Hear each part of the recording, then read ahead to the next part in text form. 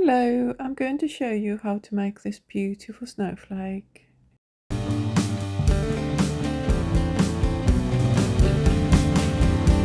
going to use a 3mm crochet hook and some double knit yarn, and we will start by making a slip knot, and then we're going to chain 4.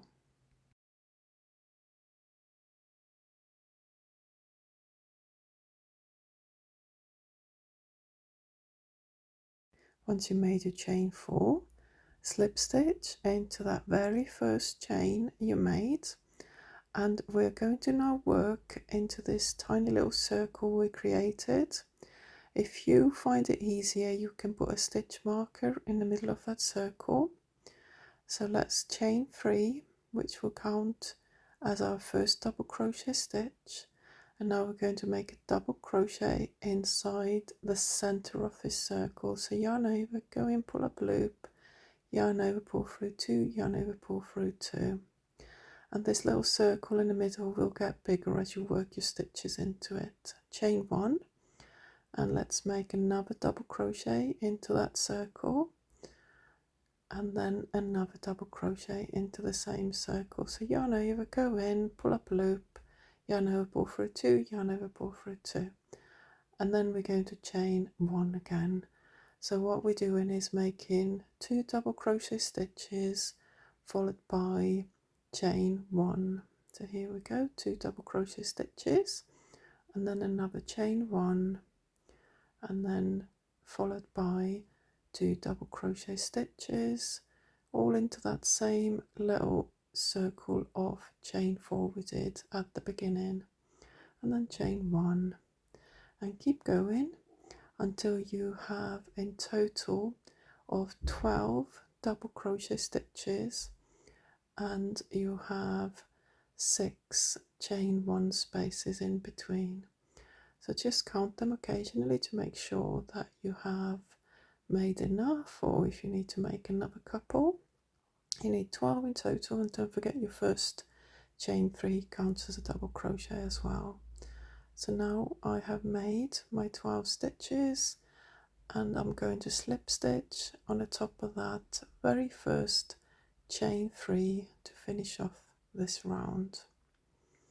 Next round we are going to first of all slip stitch into the next double crochet, and then another slip stitch right in the center of that chain 1 space, not into the chain but just into the space, and we're starting your round from here.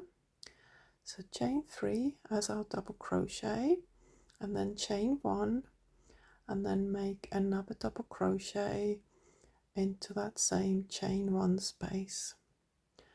And now we're going to chain 3, and we're going to make a V-stitch into that same space. So that means double crochet first, then chain 1, followed by another double crochet, and that is your V-stitch. So now you're going to skip those 2 double crochet stitches and work straight into the next chain 1 space. Go into that space, make a double crochet, chain 1 and double crochet, which as we know now is a V-stitch, then chain 3 and make another V-stitch into that same chain 1 space from your previous round. Let's do this once more all together. We're skipping the 2 double crochet stitches, working into that chain 1 space. We're going to do a V-stitch followed by chain 3, followed by another V-stitch, and this is what we will be doing now all the way around until you get back to the beginning where you started from. And when you get there, we're going to finish this round by making a slip stitch on top of that beginning chain 3, which we did right at the start.